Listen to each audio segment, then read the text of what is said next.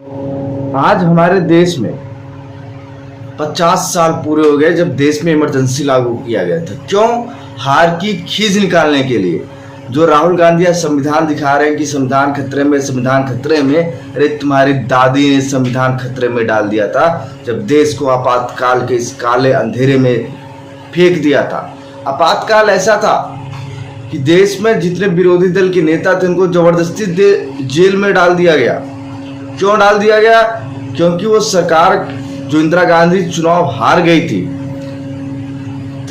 इंदिरा गांधी चुनाव हार गई थी, उस हार की खींच निकालने के लिए देश को आपातकाल के अंधेरे में झोंक दिया। आज उसके 50 साल पूरे हो गए हैं। जो इंदिरा गांधी का पोता कहता है कि एक झटके से गरीबी हटा देंगे, संविधान संसद भवन में संविधान दिखा रहा है लोगों को।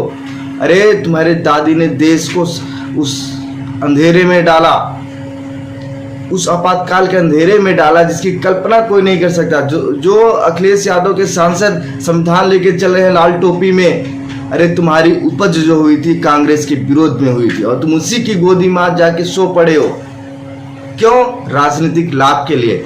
राहुल गांधी को समझना चाहिए, तुम्हारी दादी ने 13 बार देश के संविधान में फेरबदल किया। आपके पिताजी ने बार बार कहा कि अगर जरूरत पड़ेगी देश के संविधान में बदल देंगे।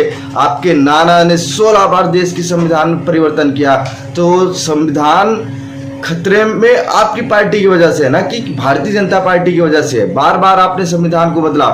आपके विरोध में जिन पार्टियों की उपज हुई आपने उनको संविधान का खतरा दिखाया कि संविधान इस तरीके से बदल सकते हैं, क्योंकि आपको अनुभव है कि आप संविधान कैसे बदलते हो। तो वही डर आप उन पार्टियों को दिखा रहे हो जो आपके साथ, आपके विरोध में उपजी थी और वो आपके साथ में आ गई हैं। आज 50 साल पूरे हो गए हैं। देश उस अंधेरे से बाहर निकला जिस अंधेरे में कांग्रेस पार्टी ने झोंका।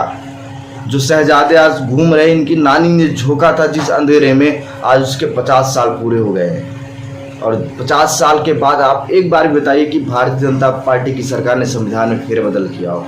जो फेरबदल किए हैं वो कांग्रेस पार्टी के लोग किए हैं। और अखिलेश यादव जो आज हाथ जोड़ के इनके साथ चल रहे हैं, लोगों को संविधान दिखा रहे हैं। अरे अखिलेश यादव, आपको सद्बुद्धि होनी चाहिए कि जो आपकी पार्टी की उपज हुई है, मुलायम सिंह, लालू प्रसाद यादव, नीतीश कुमार, इन सब पार्टियों की जो उपज हुई है ये कांग्रेस के विरोध के कारण हुई है। और आप सभी को याद होगा कि जब 2017 के चुनाव में समाजवादी पार्टी और कांग्रेस का गठबंधन हुआ था तो मुलायम सिंह ने जमकर विरोध किया था। क्या बोले थे कि जिस पार्टी के विरोध में हम उपजे हैं, जिस पार्टी के विरोध में हम पैदा हुए हैं, आज हम उसी को साथ लेके चल रहे हैं।